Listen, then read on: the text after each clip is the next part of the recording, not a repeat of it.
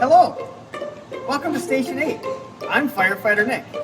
Are you guys here for a station tour? Perfect! Let's go on inside. Welcome to Station 8. Firefighters on Green Bay Metro Fire work 24-hour shifts. The station is very much our second home. As we talk fire safety, we will also be giving you a special tour. You can probably see that I'm standing in a kitchen right now, and you're wondering, why is there a kitchen in the fire station? As stated earlier, we work very long shifts, and firefighters do in fact get hungry every once in a while. Typically, we cook our meals together as a crew. I bet some of you help grown-ups cook at home. While we are here, let's briefly talk about some things that can cause a fire or be dangerous in the kitchen area. Here we have some boiling water on the stove to cook some noodles. The handle on this pot is sticking out away from the stove. This is dangerous because someone could walk by and bump it, spilling boiling water on themselves. And if you have little brothers or sisters at home and the handle is sticking out, they could reach up, grab the handle, and again spill something hot on themselves. You can see that I have a lid for this pan sitting out here on the counter. If a fire would start, the best way to put it out is to turn the burner off, cover the lid with the pan.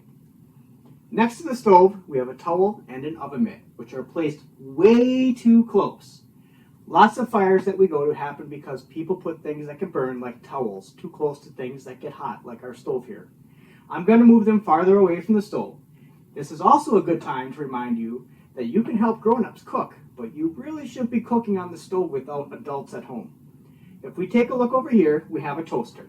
Some of you probably make breakfast with the toaster at home. If something ever gets stuck in a toaster, never stick anything in it to get it out. If something does get stuck, unplug the toaster and get a grown-up for help. Before we leave the kitchen, let's talk about burns. Burns happen in the kitchen sometimes. If you ever get a burn, the best thing to do is run cold water over it. Let's make our way to our living room here at the station. Since we spend 24 hours here at the station, there's some times when we aren't on a call and can relax for a bit. Let's talk about some things in the living room that could cause a fire or be dangerous. Here, we have some matches and a lighter. These are tools for adults and should never be touched by kids. If you ever find these laying around your home, tell a grown-up right away so that they can put them away. Never touch them. At my house, we have a fireplace and we have a lighter to start the fire. We keep it way up on our mantle so that my kids can't reach it. If you have a fireplace at your home, make sure to keep your toys and things like blankets away from them. Let's make our way into the hallway to see if we can find one of the cool things that helps keep firefighters safe here at the station. And it's something that you have at your house too.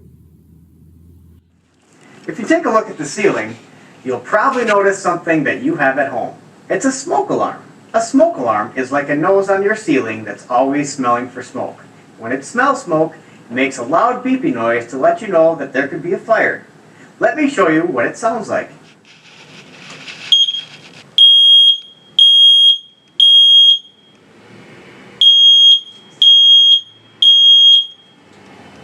Over here, we have a newer type of alarm called a carbon monoxide alarm.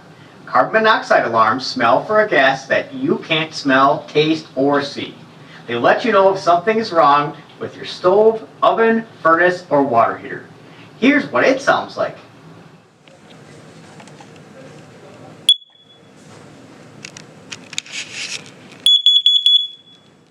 Sometimes firefighters do get to sleep when we're here at the station.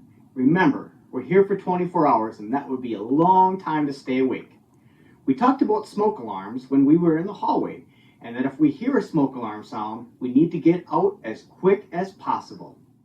If there's smoke in a room, remember that we crawl under smoke like a little baby would crawl, because that's where the clean air is. If we get to a door on our way out, remember to feel it with the back of your hand to make sure it isn't hot. That brings up something we should mention. Do you notice that the door here at our fire station is closed? Doors keep things out of your room. It keeps your little brother and sister out, at least for a little bit. A closed door also keeps fire and smoke out of a room for a lot longer if it's closed. You might want to think about keeping your door closed when you sleep at night. If a closed door is not hot when you feel it, you can keep on going out of your room. If it is hot, you will have to find a different way out. You could go out a window if you had to. Ask a grown-up to show you how to open up your bedroom window. If your window is high off the ground, you can get your window open and yell and scream so that we can put a ladder up and come get you down. Boys and girls, once you get yourself out of your home, it's important that you have a place where all of your family will meet. It could be a tree in the front yard, the mailbox, or even the end of the driveway. Ask your parents where your fire meeting spot is. This is our fire meeting spot here at the fire station.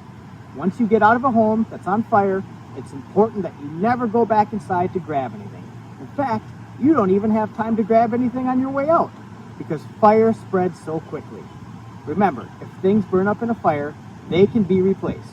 We can get new clothes, new toys, new Xboxes and PlayStations, but we can't get a new one of you. People aren't replaceable. We want you to get out and stay out. Well, we're at the last portion of our tour. Probably the funnest part, where you get to see all of the cool stuff here that we have on the apparatus bay. Let's go check it out. The Green Bay Metro Fire Department has 9 stations. 7 of them have ambulances. I bet a lot of you didn't know that firefighters are trained to take care of sick people. Let's check out the ambulance.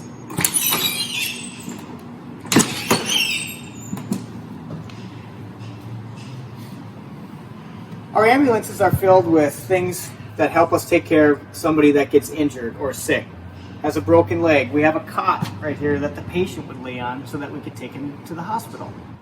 The ambulance is filled with supplies that help us take care of sick people. If you take a look in these cabinets, it has bandages, things that we can help deal with people's wounds, split, broken bones, as well as a special machine that can take a look at what somebody's heart is doing. We saved the best for last. This is fire engine number 8. Fire engines are responsible for putting out fires. This fire engine carries 750 gallons of water. Large hoses, much bigger than the ones that you have at home. Up here we have what's called the pump panel. You can see it's got many gauges. It shows us the pressure that the water is coming out of the hoses. These levers control that pressure. We just looked at some of the other fire hose on our fire engine. This is the largest fire hose that we carry. It's used to supply the engine from a fire hydrant. Boys and girls, what do you think this piece of metal is? It's actually a special ladder that's folded up and allows us to get into tight spaces. This is a special tool that helps us find people that may be trapped in a fire. It shows us heat signatures. Take a look at my hand. This is what it looks like inside of the back of our fire truck. As you can see, we have lots of equipment in here that we use when we fight fires. Built into all of our seats is an air pack that helps us breathe so that we don't have to breathe smoke in during a fire. Before, in the fire engine, you saw where we keep all of our gear. We pulled all of it out to show you what it looks like when I put it on. Alright, the first thing I'm going to put on is something that looks kind of like a hat you wear in the wintertime when it's really cold. This is going to keep my ears, my neck, and my hair safe. Let's get this on. Next thing are my boots and my pants. You can see that they're connected together so I can get them on real quick. When people need our help, we have to try to get there as quick as possible. So we'll take my shoes off, slip into the boots, pull up the pants, and I have suspenders that help keep them up. Next part is my jacket, and you'll see on the bottom here is my last name, Craig. When we have all of our gear on, it's really tough to tell who we are because all of the gear is the same color and my face will be blocked by my mask. So the name on the back of the jacket helps us know who everyone is. Next we have an air pack. This has clean air in it. When we go into a fire, there's obviously a lot of smoke and I don't want to breathe that bad stuff in, so I have an air pack that I take in. Goes on like a backpack. There's 2 straps here in the front. On the bottom is another buckle. This weighs a little over 30 pounds, just this part of my gear. The next thing I have is going to be my mask. It's going to be a little tough to hear me when I put this on. Tighten the straps. pull up my hood because you can still see skin. I'm going to cover up all my skin.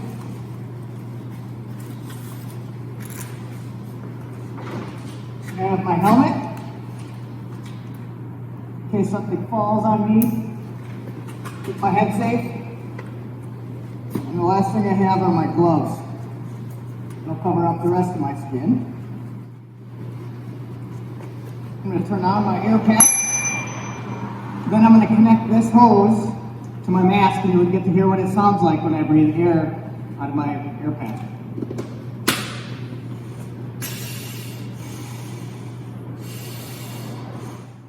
So this is what firefighters look like, and this is what we sound like with all of our stuff on when we go into burning buildings. Well, that ends our station tour. We hope you had fun, and we'll see you soon. Bye!